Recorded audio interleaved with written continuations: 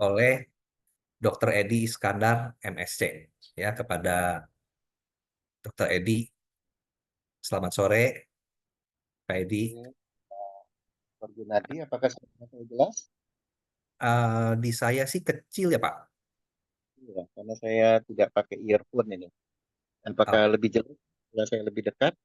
ya, iya, cukup. Baik, saya mulai saja ya, Pak Gunadi. Baik, Bapak Ibu, kita mulai dengan basmalah. Bismillahirrahmanirrahim. Assalamualaikum warahmatullahi wabarakatuh. Selamat siang, salam sejahtera, salam sehat, sukses, dan bahagia untuk kita semua. Saya mulai dengan pantun ya, agar suasana lebih santai begitu. Pohon kelapa tumbuh berjajar. Nah, mana cakepnya? Di tepi pantai penuh kenangan. Hati gembira, semangat membara, bersama di seminar PT tentang darurat jantung dan paru-paru berperan. Cakep, Pak, cakep. Baik, udah bisa ngomong ya, Pak Gunadi ya. Ya, Baik, Bapak Ibu yang berbahagia, hadirin di seminar PT series ke 2008. Tentu senantiasa kita panjatkan puja, puji syukur kehadirat Tuhan Yang Maha Esa, Allah Subhanahu wa Ta'ala. Alhamdulillahirabbil alamin, dan juga salawat dan salam kepada Nabi Muhammad Sallallahu Alaihi Wasallam. Kenapa kita senantiasa bersyukur? Karena dengan berlangsungnya PIKTI ya sampai ke yang 208, ini merupakan suatu karunia ya, rahmat, dapat berkumpul walaupun secara virtual. Apalagi topik hari ini sangat luar biasa ya. Tadi sudah disebutkan oleh Pak Dr. Gunadi, yaitu emergency care for cardiac pulmonary arrest, ya, yaitu tanggal 22 September 2024. Selanjutnya, izinkan saya menyapa dan mengucapkan banyak terima kasih kepada speaker yang pertama, yaitu Pak Hartono MD, FM, MM, PhD, DCN, ya. Terima kasih Bapak atas kesediaannya ya menjadi narasumber kami, dan nanti kita akan menyimak sharing dari beliau. Kemudian juga kepada Bapak Didi Waluyo, Insinyur, S.Tirkes, MA, MTC, ya. Terima kasih Pak Didi Waluyo. Dan tadi sudah dibuka oleh rekan saya Pak Dr. Gunadi Widarsa sebagai moderator, dan nanti penutupan akan disampaikan oleh rekan kita Pak Hilman Rama Pratama, Insinyur, SUD, GAT, ya. Dalam kesempatan ini juga Bapak Ibu, saya ingin mengucapkan banyak terima kasih dan izin ya untuk membuka acara seminar yang ke-208 kepada yang terhormat Direktur Tata Laksana Kesehatan Masyarakat Dr. Ten Suyanti MM atau yang mewakili, dan juga kepada yang terhormat Ketua Umum PIKTI Dr. Eka Wahyu Kasih SH MH SE MM SPD MPD, serta ucapan banyak terima kasih atas dukungan para pimpinan anggota PIKTI, termasuklah salah satunya di sini adalah Bapak Didi Waluyo ya. Sebelum saya buka acara ini, sedikit memberikan pengantar tentang topik kita hari ini, yaitu penanganan emergensi henti jantung ya.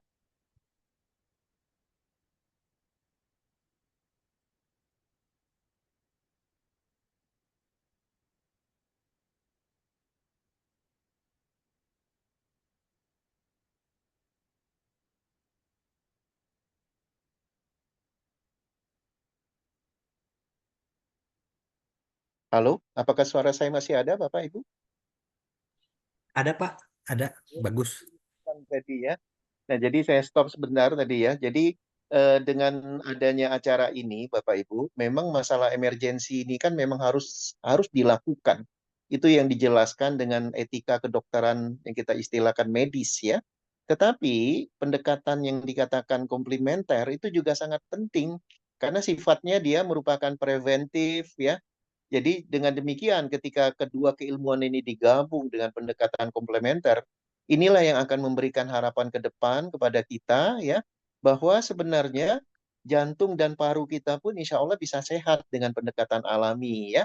Jadi dengan pendekatan komplementer ini akan memberikan gambaran optimis dalam pengobatan ya, yang saat ini betul-betul apa ya, bukan hanya di Indonesia, di dunia pun sekarang sudah banyak complementary medicine. Itu saja dari saya sebagai pembukaan. Dengan demikian, kita buka acara hari ini dengan basmalah, Bismillahirrahmanirrahim. Semoga acara ini memberikan manfaat buat kita bersama, terutama apabila kita mempraktikkannya. Demikian saya kembalikan kepada Pak Dr. Gunadi untuk melanjutkan sesi-sesi yang lain. Terima kasih. Assalamualaikum warahmatullahi wabarakatuh. Waalaikumsalam. Terima kasih kepada Dr. Edi yang sudah membuka acara ini dengan resmi. Eh, Tanpa berlama-lama, karena topik hari ini amat sangat menarik, Bapak Ibu, saya akan undang pembicara pertama kita, yaitu Dr. Hartono. Selamat sore, Dr. Hartono. Sore, Bang Munadi. Ya, apa kabar, Dok? Baik. Ya. eh, saya akan bacakan dulu profil singkat dokter ya, supaya teman-teman semua eh, mengenal dulu. Jadi Bapak Ibu, pembicara kita yang pertama ini luar biasa, yaitu Dr. Hartono. Eh, Beliau adalah dokter yang pernah bertugas di Rumah Sakit eh, Gatot Subroto, ya, salah satu rumah sakit yang terkemuka di Indonesia. Gelarnya banyak sekali, Bapak Ibu, dan amat sangat berhubungan sekali dengan tema kita pada hari ini. Jadi beliau, Dr. Hartono ini certified sebagai dokter, lulusan Fakultas Kedokteran Trisakti, lalu juga eh, mendapatkan training pendidikan sebagai dokter intensive care di Jerman, lalu juga magister manajemen, eh, PhD di Manila, lalu sebagai dokter keluarga di Universitas Indonesia, dan diploma clinical nutrition. Ya, beliau bertugas juga cukup panjang, dari 1982 sampai 2019 itu di intensive care unit Rumah Sakit Gatot Subroto. Lalu juga sampai sekarang beliau mengajar baik di Fakultas Kedokteran Trisakti dan yang masih aktif di Fakultas Kasih Bangsa. Ya, beliau aktif di eh, sebagai fasilitator di HIV/AIDS, dan juga Master of TOT, ya, Train for Trainer, mengenai CPR, ya, tentang topik kali ini nih. Dan segudang pengalaman yang lain. Organisasinya juga banyak sekali, mulai dari sebagai anggota ID, lalu di ISCCM, lalu di nutrisi, American Physical Psychology, dan masih ada belasan gelar yang lain. Ya, jadi eh, kita akan dengarkan pemaparan dari Dr. Hartono dengan topik Emergency Care for Cardiopulmonary Emergency Case, ya. Kepada Dr. Hartono, waktu dan tempat dipersilahkan, Dok. Terima kasih Dr. Munadi atas introduksinya. Selamat siang semuanya. Assalamualaikum warahmatullahi wabarakatuh. Salam damai sejahtera bagi kita semua. Om Swastiastu, Namo Buddhaya, salam kebajikan. Terima kasih atas kesempatan yang diberikan pada saya hari ini untuk bergabung dengan Pikti. Saya mencoba untuk share mengenai emergensinya cardiopulmonary arrest. Jadi saya ganti judulnya jadi resusitasi. Saya bisa share log ya, share screen ya. Eh, bisa, bisa, Dok. Itu dokter pakai laptop yang hijau di bawah itu, Dok, diklik dulu. Ya sebentar ya. Ya,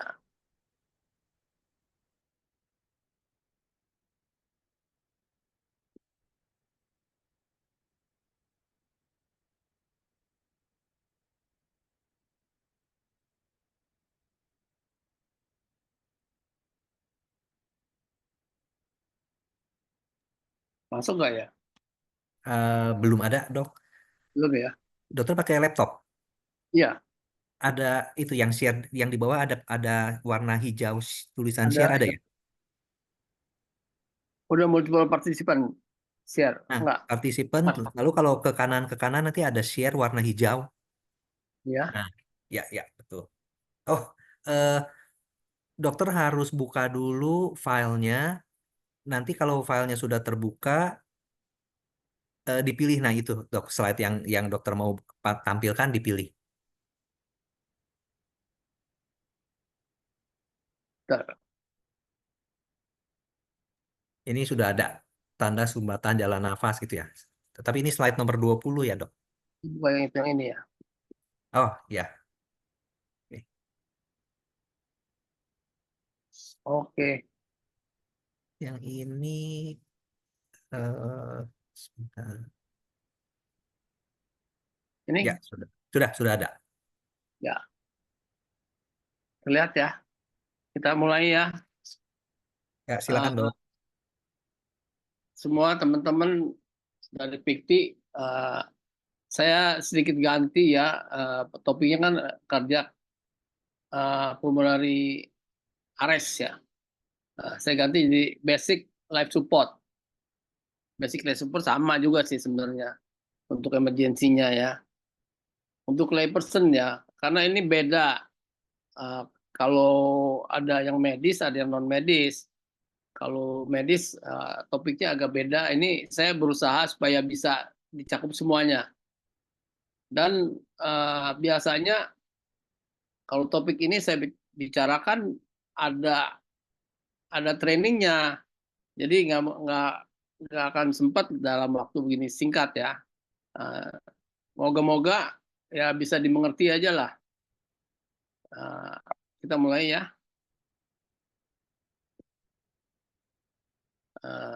Ini disclosure saya tidak ada apa-apa ya. Saya akan membicarakan istilah-istilah, sejarah, bantuan hidup dasar, perbedaan, dasar dengan lanjut. Ada AED. AED ini saya masukkan karena apa? Karena banyak tempat-tempat di dunia, di Indonesia juga sekarang, di Jakarta terutama, sudah ada yang namanya AED, Automatic External Defibrillasi. Perlu tahu ya. Nah, ini istilah ya. Resusitasi itu apa ya? Resusitasi itu maksudnya tuh semua tindakan ya. Tindakan yang akut, segera, emergensi. Ya, untuk menghentikan proses yang menuju kematian. Jadi sesuatu yang terjadi pada manusia yang akan menuju kematian harus dilakukan resusitasi supaya kematian itu tidak terjadi lengkap. Jadi bisa kembali. Istilah lain, ada yang bilang cardiopulmonary resuscitation atau CPR atau resusitasi jantung paru, sama juga disebut resusitasi, atau cardiopulmonary resuscitation atau CPR atau CPCR, jadi CPCR, jadi cardiopulmonary cerebral resuscitation, jantung plus tempat buatan, itu aja. Nah, ini otak, jantung, paru itu organ yang berhubungan semuanya. Makanya disebut resusitasi jantung, paru, otak. Nah, itu merupakan BLS itu basic life support ditambah ALS, advanced life support. Nah, jadi yang BLS tambah ALS itu sama dengan resusitasi jantung, paru, otak. Nah, ada yang pakai AED. Yang gampangnya itu basic ya ABC. Nah, sejarah. Nah, riwayatnya dulu ya, sebelum mungkin kita ada yang belum, banyak yang belum lahir ya, tahun 1950 ya, mungkin orang tuanya udah lahir. Ada yang dinamakan Sylvester. Nah, ini dulu itu hanya kasih napas buatan itu yang diangkat tangannya dan sebagainya. Terus mouth to mouth, Peter Safar. Nah, ini tahun 58. Ini bapaknya resusitasi modern ya, yang memberikan napas dengan tekanan positif. Dia dipakai banyak dipakai terus ya sampai terus berkembang sampai tanggal tahun 2000 lah mulainya ya. Ada license internasional, ICOR, segala semua bikin, ternyata bukan hanya napas, pijat jantung, pijat dada maksudnya ya. Pijat dada lebih cepat, lebih bagus daripada hanya kasih napas. Ini ada guideline ya dari perkumpulan-perkumpulan semua ya. Ah, terus konferensi tiap berapa tahun, 5 tahun sekali diganti. Mulai tahun 2005, terus diperbaiki 2010, 2020 evaluasi. Yang terakhir 2020 ya. Nah, nanti mungkin 2025 tahun depan ada lagi. Nah, perkembangan ilmu kedokteran ini biasanya berdasarkan evidence base. Jadi berkembang terus. Jadi apa yang ternyata bagus, lebih bagus daripada yang sebelumnya diganti. Ini konsensus-konsensusnya ya. Guideline-guideline-nya macam-macam lah. Nah, jadi guideline 2005 ya disebutkan pijit dada tanpa jeda. Jadi pijit ya nggak usah jeda-jeda. Kan kalau dulu ada yang sebelum 2005 pijit dada dijedain pakai napas dan sebagainya. Ini sekarang nggak usah jeda. Bantuan napas dikurangin malah. Yang diperlukan pijit jantung, pijit dada. Terus sebelum dan sesudah ada defibrillasi.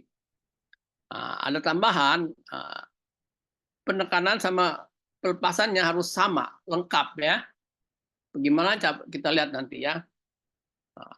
Perubahan yang penting di sini adalah pijitnya lebih banyak, napasnya sedikit. Dulu kan kalau yang sudah ada pernah belajar basic life support, ABC, airway, breathing, circulation. Kemudian beralih sekarang jadi circulation dulu, airway sama breathing. Lihat ya, pijit jantung tuh, kalau dia jeda, jantung kita tuh kalau berhenti, ya, harus dibantu, dipijit terus, sampai dia berdenyut terus. Kalau dia jeda, aliran darah jantung ke pembuluh darah jantung, ke otak dan sebagainya itu melemah. Karena jeda ini, angka recover-nya, angka keberhasilannya akan menurun. Makanya ditelidiki ternyata jangan pakai jeda. Selain itu, napas, ya, pemberian napas itu akan mengganggu efek darah masuk ke jantung. Nah, jadinya ventilasi itu ya, napas buatan itu mengganggu. Ya. Tuh, pijit tangan tuh pijit dulu ada yang cuma 60, ada yang 80. Sekarang tuh 100 kali cepatannya. Pijit 100 kali per menit. Dalamnya berapa? 4 sampai 5 cm. Nah, kalau mau lebih cepat boleh. Nah, yang terakhir malah lebih bagus, 120 kali per menit. Hasilnya lebih baik daripada 100. Nah, tapi 100 cukup, masih disetujui 100 kali per menit. Ini ada dua, basic sama advance. Ini hanya dilihat aja ya. Kita tidak bahas semuanya, tapi ABC juga supaya menghemat waktu ya. Nah, sekarang A-nya. A itu airway, jalan napas. Jalan napas tuh kita harus tahu, ada sumbatan jalan napas nggak? Ada cedera dada yang menyebabkan kesulitan bernapas, atau ada cedera tulang belakang. Cedera tulang belakang tuh bahaya ya, hati-hati. Kalau pasien-pasien cedera, trauma di jalan apa segala, kalau kena ada luka, ada patah tulang, ada kemungkinan cedera tulang belakang. Kalau dia tulang belakangnya nggak diawasi, diangkat aja sembarangan, terjadi cedera, dia patah, malah nggak bisa gerak semua anggota gerak ya. Kesadaran, bisa bicara nggak dia nih? Kita menilai airway itu jalan napas dengan cara look, listen, feel. Ada napas nggak? Gerakan dada gimana? Gerakan otot napas tambahan ada nggak? Warna kulit, mukosa kuku, dan sebagainya. Nah, ini gambar ya, yang paling sering menyebabkan gangguan jalan napas. Nah, pada pasien yang tidak sadar, pangkal lidah tuh sering jatuh, ya. Nah, karena jatuh ini akan menyumbat jalan napas. Penting ya. Jadi prioritas utama untuk menilai airway, jalan napasnya, ajak bicara. Oksigen kalau perlu. Kalau pasien bisa bicara udah pasti oke, ya, jalan napasnya. Nah, baru periksa. Terus ada cedera tulang belakang nggak? Cervical spine ini tulang belakang ya. Kalau ada cedera, hati-hati. Nah, karena bisa menyebabkan kelumpuhan anggota gerak dan saraf pernapasan. Selain itu didengar, ada suara tambahan nggak? Yang ngorok, mendengkur, gagling, berkumur, atau berderak, stridor. Nah, ini hati-hati. Kalau pasiennya gelisah, ya hati-hati. Ini hipoksi, kemungkinan oksigen kurang. Nah, terus dilihat juga ada penggunaan otot-otot napas tambahan nggak? Ada gerakan dada yang nggak sesuai nggak? Kalau sudah biru, berarti ya sudah sianosis, sudah kurangan oksigen ya, udah lama. Teknik yang paling gampang itu apa? Chin lift. Chin lift apa? Dagunya diangkat. Ya kalau yang kemarin mas-mas, bapak-bapak yang apa, yang masih muda apa segala, habis malam minggu, ketemu malam minggu tuh biasanya suka angkat dari dada pipi, chin ya, dia punya dagu pasangannya itu chin lift sangat membantu untuk jalan nafas ya. Kalau jaw thrust agak susah. Jaw thrust tuh nggak dianjurkan ya, dorong rahang. Nah, ini tambahan nih pakai alat ya, oro ataupun naso. Nah, jadi kalau pasien sadar bisa dilakukan cara, oke, pasti nggak ada sumbatan. Kalau punya oksigen kasih oksigen. Nah, suara tambahan ada nggak? Kalau nggak ada oke. Tulang leher penting ya. Jadi kalau pasien yang kecelakaan atau pasien-pasien cedera, hati-hati tulang leher ya. Posisi netral. Periksanya gampang. Look, lihat. Ada gerakan dada nggak? Ini seperti ibu ini ya, dilihat ya, gerakan dada. Nah, ini yang di jidatnya sebenarnya ini nggak boleh. Nah, chin lift tuh yang tangannya aja ini. Yang tangannya diangkat gitu, chinnya ya, dagunya. Itu sangat membantu untuk menjaga jalan napas. Kalau ada suara nggak? Gerakan bisa dirasakan sama pipi. Ini pakai pipi ya. Lagi. Nah, kalau mendengur ya, mendengur aja kita angkat aja ininya apa? Lagunya chin lift cukup ya. Kalau jaw thrust agak susah. Kalau ada alat-alat bantuan tambahan boleh ya, pakai oro, pakai naso, intubasi, LMA. Atau ada cairan nggak di mulutnya, di rongga mulut sampai di paring dekat kerongkongan, ada suara. Kalau ada ya disedot, kalau ada sedotan. Kalau nggak ada ya nggak bisa ya dikeluarkan. Nah, ini yang terakhir, ini yang sumbatan ini harus ada skill tertentu ya. Yang kadang-kadang dicoblos di leher pakai ballpen atau apa, ini yang dilakukan krikotiroidotomi ya. Nah, ini gambarannya. Ya. Ini chin lift aja nih ya, gampang. Tapi yang ini, kalau ada cedera tulang belakang jangan. Kalau ini dianjurkan, semua bisa boleh. Yang pakai tangan ya, chin lift. Nah, ini juga didengar, ada jalan nafas enggak?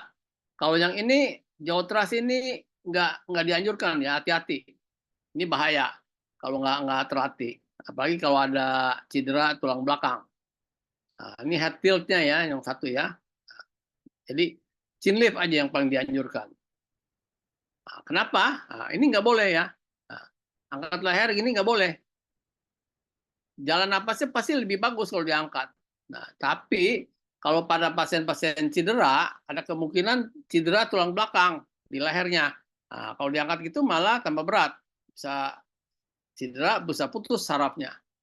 Penyakit baru lagi ya. Ini gambarannya. Nah, terus kalau tanda-tanda sumbatan biasanya ya mendengur ya. Kalau ada suara lah, ada bunyi lah waktu napas, itu berarti ada gangguan jalan napas.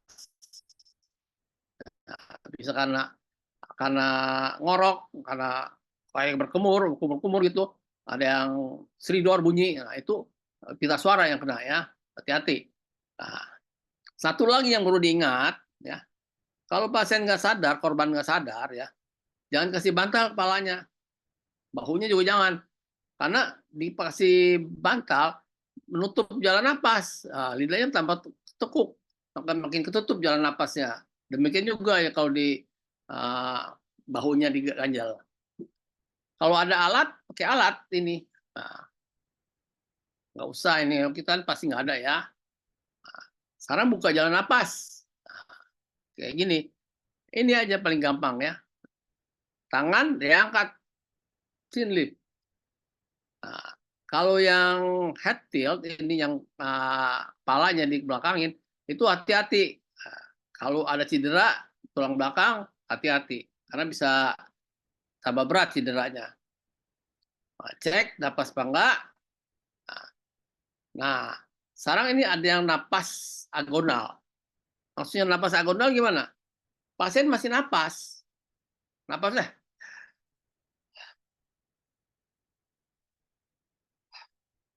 Jadi sebentar, napas tapi berhenti. Napas lagi berhenti nama. Nah, itu namanya napas agonal. Napas agonal itu ya kan jantung paru. Berarti itu kalau ada napas agonal, berarti jantungnya tuh udah mulai berhenti. 40% pasien-pasien korban-korban dengan jantung berhenti, napasnya agonal. Jadi nanti ya napasnya berhenti juga. Makanya jangan nunggu. Kalau udah begitu ya, sekarang mau ditolong apa enggak? Kalau mau silakan langsung ditolong, diresusitasi namanya ya. Dikembalikan supaya dia jangan sampai meninggal. Nah, ini bersihkan sumbatan. Kalau sumbatan, chin lift, jaw thrust, segala macamnya bersihkan. Suction, pasang, ya lindungin leher. Ini kalau intubasi terakhir nih nggak usah, nggak masuk topik ini ya. Nah, ini begini, sama lagi, balik lagi. Nah, ini diulang-ulang ya. Maksudnya biar ngerti bahwa chin lift ini sangat membantu. Ya, head tilt kalau bisa jangan. Jaw thrust nggak usah, karena susah. Kalau udah terlatih boleh, karena memang dianjurkan jaw thrust. Kalau enggak, jangan. Kan ini kan cuman sebentar ya, jangan deh. Karena bahaya. Ini gambarnya lagi, ya. Nah, ini bersihin kotoran di mulut. Nah, ada beberapa cara ya. Nah, jaw thrust segala ya, head tilt dan sebagainya. Nah, kalau sumbatannya berupa lebih padat, ini ada beberapa manuver ya. Yang pertama ini kalau korbannya lebih kecil bisa pakai Heimlich manuver. Atau pasiennya korbannya lebih besar bisa pakai abdominal thrust atau chest thrust, ini sama hampir sama Heimlich ya. Kalau bayi apa segala ini sama, atau dibalikin aja back blow ya. Ini ditepuk-tepuk supaya ada sumbatannya keluar semua. Ini contoh lagi yang lain. Nah, ini yang namanya Gordon, dia dinamakan Gordon, jadi tepuk-tepuk punggungnya. Ini kalau korbannya biasanya lebih besar ya. Kita nggak bisa ini. Kalau Heimlich ya kitanya lebih besar daripada korban, kita angkat tuh kayak dipeluk gitu ya semuanya ya, diangkat peluk dengan harapan kalau keselak misalnya biji apa rambutan apa segala, diharapkan bisa keluar dengan Heimlich manuver ini. Sama ya, Gordon itu ditepuk-tepuk punggungnya, nah Heimlich didorong. Kalau ada waktu boleh nanti kita bikin acara untuk hand-on, jadinya untuk praktek sebenarnya bagaimana melaksanakan ini, karena ini pentingnya. Kalau lihat gambar aja kan susah, kalau prakteknya lebih gampang. Ini kalau dia ada cedera tulang leher, angkatnya juga beda ya, mesti dijepit dengan harapan jangan sampai malah jadi lebih berabe. Kita napas. Nah, sekarang apakah ada udara yang keluar masuk ya? Nah, kalau bisa napas oke. Nah, hitung napasnya berapa banyak. Nah, terus lubang hidung, cuping hidung ada gerakan nggak? Kalau ada gerakan ya hati-hati. Nah, ini ada tanda bahwa ya adalah masalah di pernapasan. Terus sela-sela iga ada masalah nggak? Kalau dia tekung, nah itu kemungkinan ada masalah di pernapasan. Ini ada guideline dari ILCOR ya, tahun 2005. konsensusnya, usahakan napas 2 kali. Ya, kalau misalnya nggak ada napas. Sekitar 500 sampai 600 cc. Jangan sampai banyak-banyak. Jadi kalau misalnya kita mau kasih napas, ya kita tarik napas dulu biasa ya. Gitu aja. Tapi jangan begitu. Jangan terlalu banyak. Kalau sampai 1000 cc, ntar paru-parunya malah pecah ya. Hati-hati. Nah, untuk melepaskan itu yang setelah masuk udaranya, dibiarkan supaya dia balik kembali. Berikan sela untuk eksalasi. Kalau ada oksigen, boleh. Kasih 100% ya. Nah ini ya. Kalau nggak napas, kasih napas. Kalau ada oksigen, kasih 6-8 liter. Sama ya. Look, listen, feel. Inspeksi, palpasi, dengarkan. Baru resusitasi. Untuk napas, napas dihitung frekuensinya, otot-otot tambahan. Kalau udah biru, ya berarti sianosis.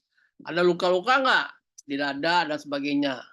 Apalagi ada luka menghisap. Itu bahaya, itu sulit ya. Harus ada training khusus untuk mengatasinya. Ini hati-hati, suara napas sama suara usus kadang-kadang jadi sama. Ya. Jadi perhatikan suara napas sama suara usus. Suara jantung juga perhatikan ya. Kalau kita bisa pegang tenggorokan kita kan ada kayak jakun itu ada ininya kan. Nah itu lurus apa enggak? Kalau dia miring kanan, miring kiri, nah itu hati-hati juga. Nah, berarti ada proses di dalamnya. Nah, sebenarnya tulang rusuk ada patah enggak? Nah, ini subcutaneous emphysema ini kalau seperti spon itu bunyinya kresek-kresek. Nah, itu ada udara bebas. Itu hati-hati juga. Kalau dia nggak ada napas, kasih napas buatan sama oksigen. Nah, kalau tersengah-sengah, kasih oksigen juga sama napas buatan. Kalau napasnya lebih dari 25 kali, ya, dan cuping hidungnya bergerak-gerak, ini hati-hati. Nah, bentar lagi dia kecapean. Nah, kasih oksigen dulu, kasih napas buat, siapkan napas buatan. Normal kita kan 12 sampai 20. Kalau udah lebih dari 25, hati-hati. Nah, ini oksigen sama yang tadi. Nah, kalau kita mau kasih napas, kasih aja 12 sampai 20 kali. Ya. Kita kasih napas jangan sampai napasnya berhenti. Caranya gimana? Jepit hidung, ya. Tarik napas normal ya, jangan sampai dalam-dalam sampai terus ditiup maksimal, jangan, nggak usah. Nah, bibir sama mulutnya semua ditutup ya, hidung ditiup 1 detik aja. Ya. 1 detik secukupnya sekitar 500-600 cc. Udara yang keluar dibiarkan, berikan waktu, terus ulangin lagi. Itu aja kalau hanya napasnya aja ya. Nah, ini nggak ada, kita belum masuk ke jantungnya. Kalau napasnya aja yang berhenti ya ini tiup 12 sampai 20 kali semenit. Nah, ini juga ya, tiup lepas, tiup lepas. Nah, sekarang baru masuk ke C, sirkulasinya. Sirkulasi ini biasanya berhubungan sama jantung, ya. Rantai kehidupan. Nah, rantai kehidupan tuh ini gambarannya ya. Jadi kalau misalnya ada korban, ya metode keselamatan, pertama kali kita cek respon. Kalau nggak ada responnya, kita mesti teriak, minta tolong. Tolong, terus kita langsung lakukan buka jalan napas, cek napasnya. Nah, kita tolong itu maksudnya ya minta ditolong, suruh telepon 118 atau 119 dan sebagainya. Pijit dada, langsung pijit ya. Napasnya belakangan. Kalau dulu napas dulu, 2 kali napas baru pijit. Sekarang pijit dulu baru napas. Itu kalau bisa napas, bisa kasih napas. Kalau nggak bisa, nggak usah. Pijit aja. Ya, ini di tempat kejadian. Ya. Tempat kejadian ada penolong, ada korban, ada saksi. Cek responnya gimana? Nggak ada respon. Teriak minta tolong. Tolong, ya jangan lupa itu. Minta tolong. Kita bukannya kita mau nolong orang, tapi tidak bisa jadi superhero ya. Karena menolong orang tuh kadang-kadang ada masalah, kendala, kita nggak bisa semuanya. Makanya harus tetap minta tolong ya. Buka jalan napas. Ini gambarannya ya. korban nggak sadar ya. Ini guideline daripada 2010-2015 ya. Nah, bebaskan jalan napas. Jangan lupa teriak minta tolong. Ya. Nah, jalan napas bebas, tidak bernapas, guideline. Pijit jantung ya. Jadi pertama kali pijit jantung, bukannya kasih napas. Pijit jantung. Kalau dulu kasih napas, orang nggak napas dikasih napas. Nah, sekarang orang nggak napas, kelihatan nggak sadar, pijit dulu jantungnya. Beda ya. Pijitnya berapa? 30 kali per menit.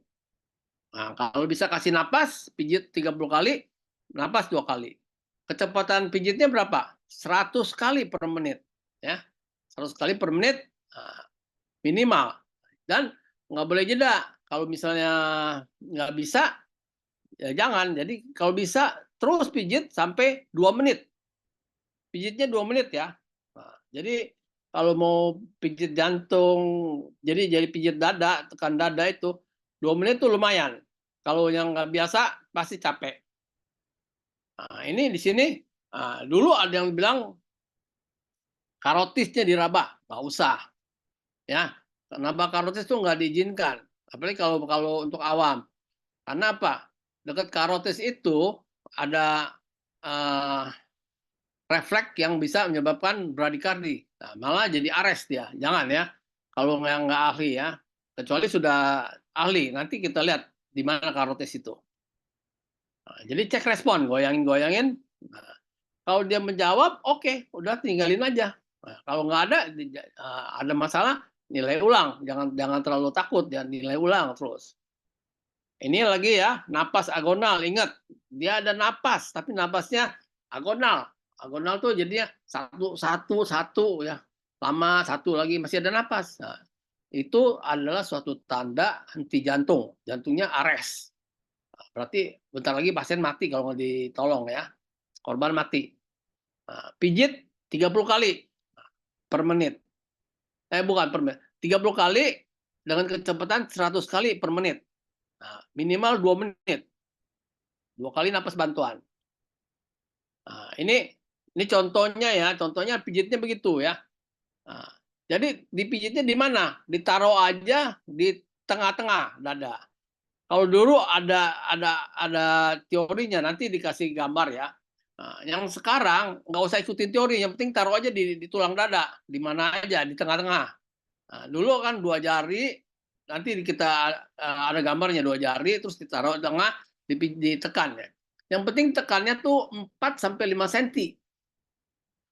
4 sampai 5 cm dalamnya ya. Nah, kecepatannya 100 kali per menit minimal. Lama pijit, tekan sama lepas tuh harus sama. Ya, maksudnya apa? Kita tekan itu, ini kan ketekan ini ya. Nah, ketekan ini jantung kan ketekan di dalamnya. Ketekan tuh darah yang dalam jantung akan tertekan dan terpompa keluar. Nah, harus diangkat lagi. Diharapkan darah akan masuk lagi ke jantung. Nah, terus kita tekan lagi. Jadi seakan-akan jantungnya tuh berdenyut. Pompa jalan darah semuanya. Minimal 2 menit. Jangan berhenti sebelum 2 menit. Ya. Kenapa? Karena kalau kurang dari 2 menit, keberhasilan kita akan berkurang. Jadi 2 menit lah. Mau kasih napas boleh, nggak kasih napas juga nggak apa-apa.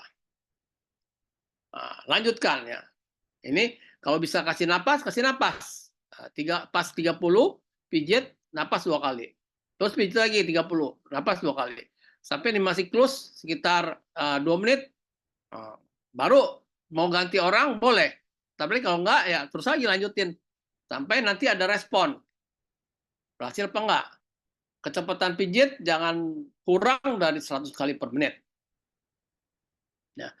Sekarang kalau misalnya tiupnya itu ya kasih napasnya ya, kita nggak tahu nih gimana cara kasih napas atau nggak mampu, ya nggak usah.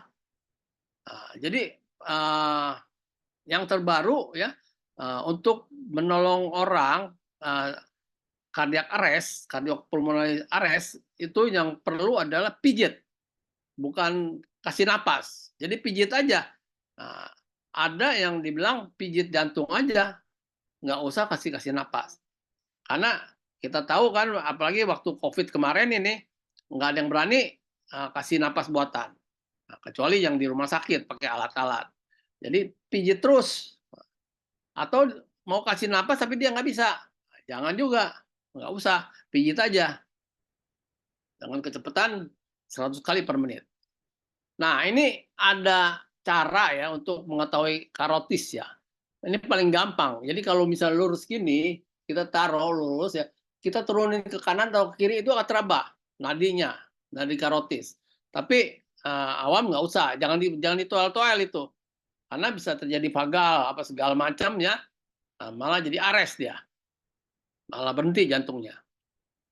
Nah ini dulu caranya itu 2 jari ya, 2 jari di tengah-tengah iga itu tengah-tengah ya, dekat apa pertengahan tulang iga, dinaikin ke atas terus taruh tangannya ditekan. Ini dulu ya, yang dulu tuh dianjurkan begini. Tapi sekarang kalau nggak tahu atau kurang tahu atau pusing-pusing, paling gampang puting susu. Kalau puting susu yang normal ya, jangan nenek-nenek ya. Kalau kakek-kakek masih bisa sih kali. Nah, kan kalau perempuan atau yang udah tua, puting susunya kan turun. Nah, yang penting kalau yang sekitar puting susu yang normal, nah, tengah-tengah aja. Tarik itu, taruh aja di situ. Nah, itu udah cukup tekan. Nah, yang penting tekannya 4 sampai 5 cm. Tekan sama lepas sama waktunya. Minimal kecepatannya 100 kali per menit. Bisa 120. Nah, dan jangan berhenti sebelum 2 menit. Kenapa 2 menit? Nah, 2 menit tuh diharapkan jantung tuh udah kasih oksigen ke otak dan sebagainya. Nah, dengan harapan dia bisa membaik. Kalau kurang, keberhasilannya juga berkurang. Nah, ini ada informasi ya yang direkomendasikan ya. Jadi CPR. Jadi hanya pijit aja. Jadi chest compression aja. Jadi pijit dada aja. Nah, semua penolong harus bisa pijit untuk semua pasien ARES. Nah, jadi nggak usah tiup, nggak apa-apa. Yang penting bisa pijit. Ya, jadi chest compression ini ya, pijit dada ini dianjurkan untuk layperson yang nggak di training. Jadi semuanya dianjurkan pijit dada. Kalau tiup nggak. Nah, kalau profesional harus ya dong. Kalau udah profesional harus kasih napas sama pijat. Nah, ini ya tekan jantung aja ini sangat sangat bagus ya. Nah, ini lain-lainnya ya. Ini sementara sekarang saya bisa share ini deh. Ada beberapa contoh kasus ya. Mana ya? Kalau bisa ini.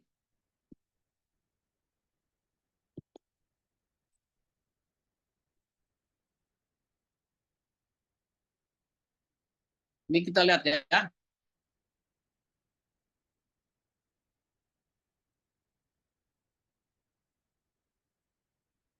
Ini main basket ya. Nah, dia jatuh. Nah, itu tiba-tiba jatuh. Nah, itu dia serangan jantung, cardiac arrest ya.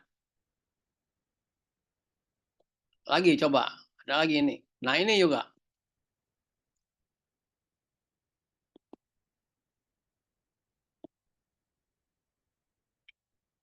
Life can be taken away in a split second. Just ask Tony Gilliard, who suffered a heart attack in the middle of a basketball game at Fairview Baptist Church. I got a rebound, and you'll see this, and I got a rebound, and I come down here, and then people started picking up on defense, and I go past, and I go up, I make a layup, I jog back up to the foul line, and I'm holding on to my shorts. I slap hands with somebody, I'm holding my shorts like this, and I sit down on the chair that ain't there. Itu serangan jantung ya. Cardiac arrest itu. Because of the quick response by players, itu bisa terjadi. Gilliard is here today. Josh Thomas, along with another player, administered life-saving CPR and used an AED to get Gilliard's heart to beat again. I've been a first responder for 2 years, and this was the first time I'd ever, thankfully, had to use it. So I mean, it's. Nah, I guess afterwards you start itu to think dikentut about ya what pakai is listrik ya. what is Langsung diresusitasi lagi. here to do that. I can't say enough to the group of guys that were here. Oke, ini saya rasa cukup yang ini. Rita Gilliard, Tony's wife, thinks this all happened for a reason. Satu lagi ini. Ini gambaran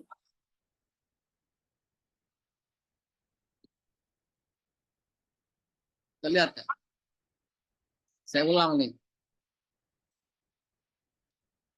Tuh, dia kena tinju ya di dadanya ya.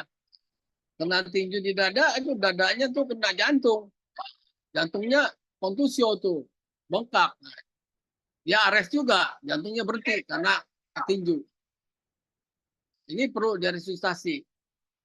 Ini hal-hal yang emergensi, yang perlu dilakukan pertolongan segera ya. Kita skip aja udah ya, langsung. Nah, sekarang lagi yang ini contoh beberapa resusitasi. Nah, ini ada film James Bond ya. Nah, ini untuk mengingatkan dia melakukan resusitasi. Ini pasiennya kan tenggelam ya, perhatikan. Walaupun salah, tapi mereka bikinnya lumayan. Ada aturannya.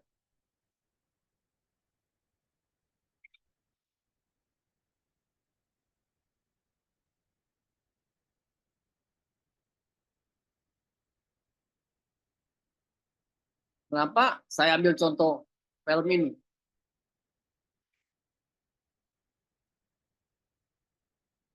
Ya. Contoh ini adalah contoh kasus tenggelam. Jadi kalau pada kasus-kasus tenggelam, ya kita harus berikan napas. Nah, jadi beda ya. Kalau kasus tenggelam kita harus kasih napas. Nah, bayi juga harus dikasih napas. Kalau yang lain pijit aja. Kenapa harus dikasih napas? Karena oksigennya udah habis. Kita boleh pijit saja karena oksigen dalam darah tuh kan 21% dari udara masuk ke dalam darah. Itu terpakai. Masih ada sekitar 18%. Nah, 18% itu masih bisa dipakai untuk memberikan oksigen lagi. Nah, tapi kalau pasien yang tenggelam, ya oksigennya habis karena nggak ada, udah ketutupan, bisa ketutupan pasir di laut atau apa ya, sama air. Nah, jadi habis, harus dikasih oksigen. Nah, biar jalan napasnya ada oksigennya. Itu tujuannya daripada pemberian oksigen ya. Kita lanjut lagi ya. Ini ada satu lagi gambar ya, video. Saya harapkan bisa nih. Nah ini contoh ya, contoh yang sebenarnya. Bagaimana caranya resusitasi. Hey, you okay? Nah, itu ada korban, oke? Dia periksa, ada napas nggak? Nggak ada, langsung dia pijit. Lihat itu kalau ada alat dipasang alat. Makanya harus teriak minta tolong. Di sini dia menolongnya minimal 2 menit pijit jantungnya.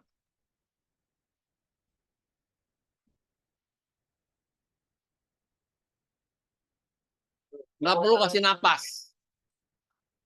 Kecuali ada pasien-pasien tertentu yang tenggelam dan sebagainya itu harus dikasih napas. Di sini ada tulisan kecepatan ya, 100 kali per menit.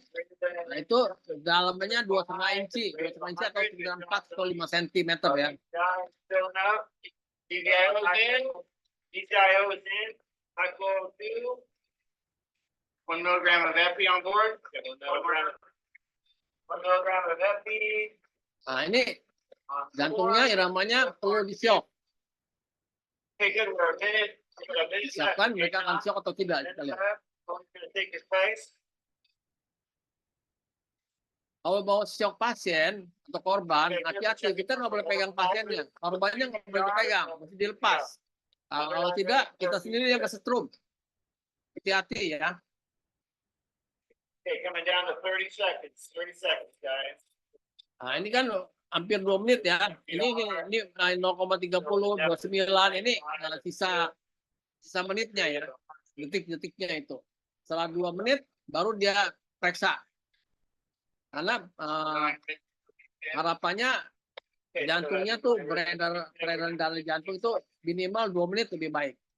Okay, we're gonna go 10, 9, 8, 7, 6, 5, 4, 3, 2, and 1. Everybody clear? Shock.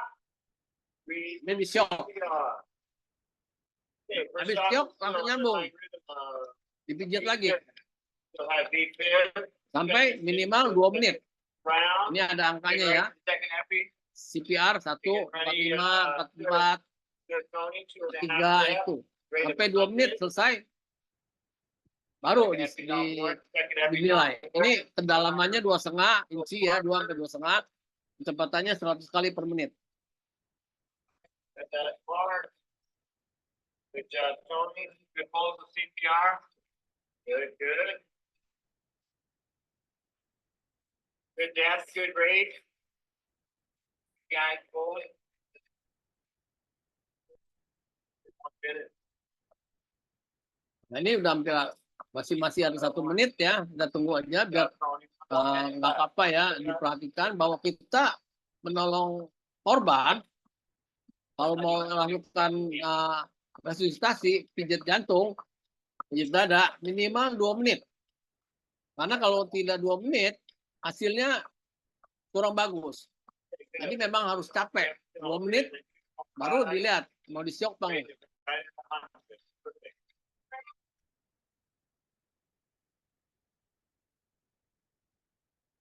Jam 4:33. Wait 130 seconds coming up right now. 30 seconds. Someone's making sure he fully releases from the CPR. Get full perfusion of the heart. Get depth. Okay, looking at 15 seconds. Yes. Still angry. It'll be fib. It'll be fib. Gonna prepare to shot. Okay, 10, 10, 9, 8, 7, 7, 6, 6, 5, 5, 4, 3, 3, 2, 2, 1. Nah, ini baru dinilai lagi ya. Rotating. Oke. Let's start CPR. Habis itu langsung CPR lagi. Underlying rhythm still V-fib. Good CPR. Kita balik ya.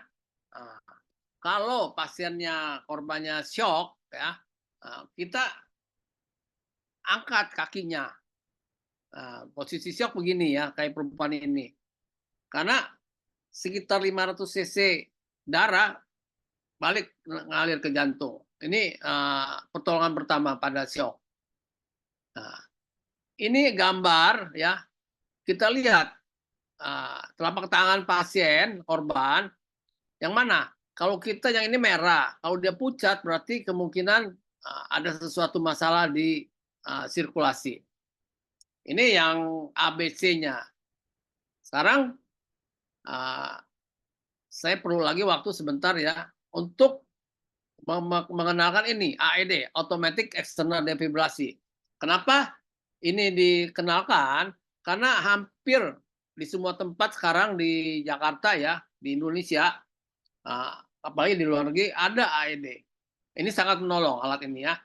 Ini di airport ya, AED ada tempatnya. Ini di Amerika semua tempat ada AED. Nah, ini saya foto satu-satu ya. Nah, ini di tempat-tempatnya publik, area publik ya ada AED. Ini di Asia. Ini di Asia ya. Nah, di mana-mana, di Taiwan, di apa segala, di Jepang ya. Di Indonesia gimana? Nah, ini ya. Ini di Sampurna Square di Jakarta. Itu ada AED, dilihat aja. Di Bandara Juanda ada, di AED Koperasi ada. Ini ada semua ya. Di Puskesmas aja ada sekarang. Nah, ini kalau kita ke Sudirman di Jakarta, itu kalau masuk gedung dari belakang, dari tempat parkir, pasti ada AED-nya. Dilihat-lihat aja. Mungkin ingat, oh ini AED. Terus di mana lagi? Di Bali. Nah, ada AED ya. Nah, ini AED-nya di Bali, yang di Kuta itu ada ya, satu tempat ya. Nah, ini AED juga di bandara. Di pesawat ada AED juga ya. AED-nya tuh ditaruh di situ. Nah, AED-nya kayak begini di pesawat. Jadi di mana-mana ada AED. Nah, kegunaan AED gimana? AED itu automatic external defibrillasi ya. Ini. Nah, karena apa kita pakai AED? Karena ada denyut jantung yang tertentu nggak bisa ditolong sama pijit aja, harus di listrik. Makanya perlu AED ya. Ini tangan harus kita tombolnya on apa segala. Ingat-ingat kalau kita mau shock pasien, korban, kita tidak boleh pegang pasien. Korbannya jangan dipegang, angkat semua, baru di shock. Jangan lupa habis shock selalu pijit jantungnya.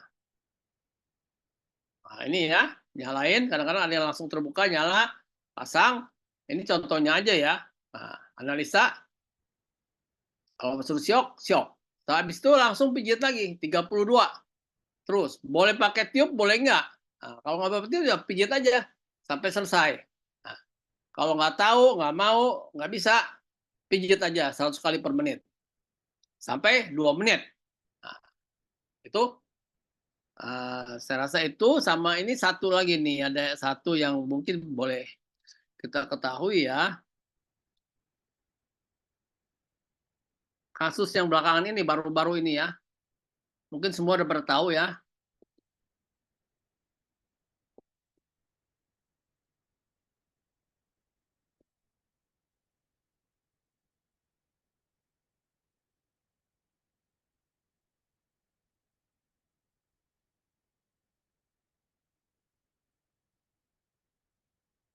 Nggak mau jalan nih. Bentar. Nah, ini kasus pemain dari Tiongkok ya. Kita lihat semua.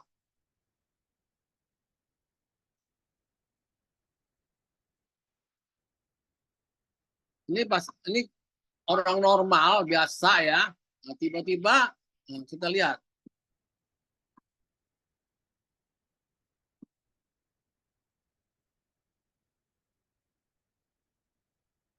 Nah, dia jatuh ya, lihat nggak?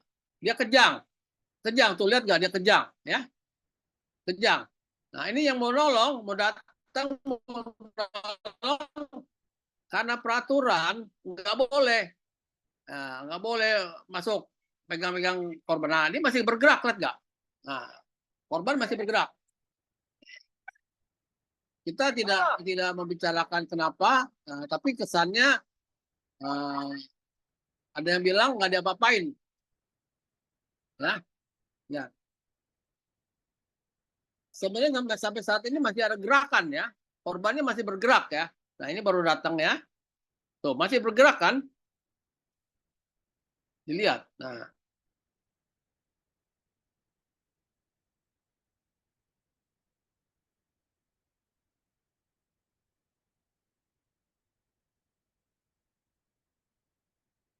kalau melihat dari apa yang dilakukan, kesannya korban masih bergerak, masih bisa komunikasi kayaknya.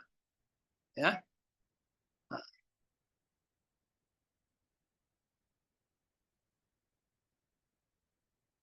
Nah,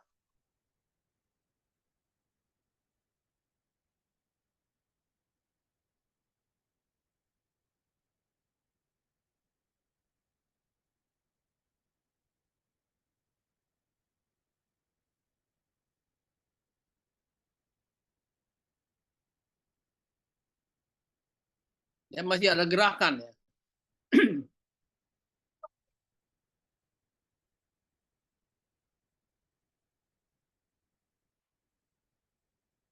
Nah, ini ada langsung ditanduk. Nah,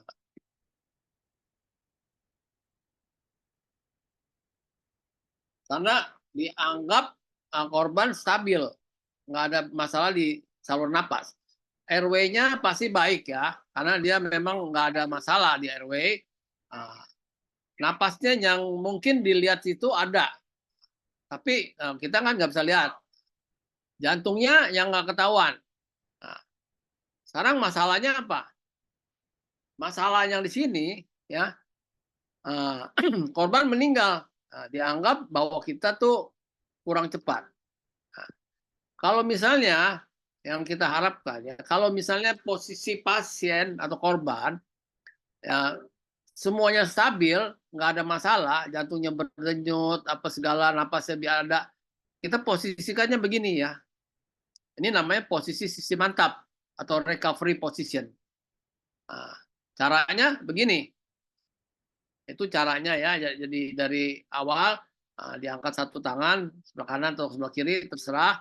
Nah, jadi satu tangan yang lainnya taruh di sebelah pipinya, dibalikan, ditidurkan posisi seperti ini. Ini harapannya kalau misalnya ada cairan keluar dari mulut tidak menghambat jalan napas, dia keluar langsung. Nah, diharapkan semuanya membaik. Nah, kita balik ke kasus yang baru-baru ini, kemungkinan apa sih? Jantung bisa ya, jantung karena dia kejang-kejang. Kejang itu bisa karena jantungnya bergetar, fibrilasi. Fibrilasi jadi ventricle yang fibrilasi. Atau bisa juga karena pembuluh darah otaknya pecah. Karena dia kejang. Nah, pembuluh darah otak pecah itu kenapa? Pas korban-korban yang masih muda, biasanya kadang-kadang ada penyakit yang anomali pembuluh darah di otak, aneurisma, dia pecah, nah, itu mendadak juga, bisa kejang. Saya rasa itu informasi yang saya bisa sampaikan, sudah cukup lama, cukup panjang waktunya, terima kasih. Saya kembalikan kepada moderator.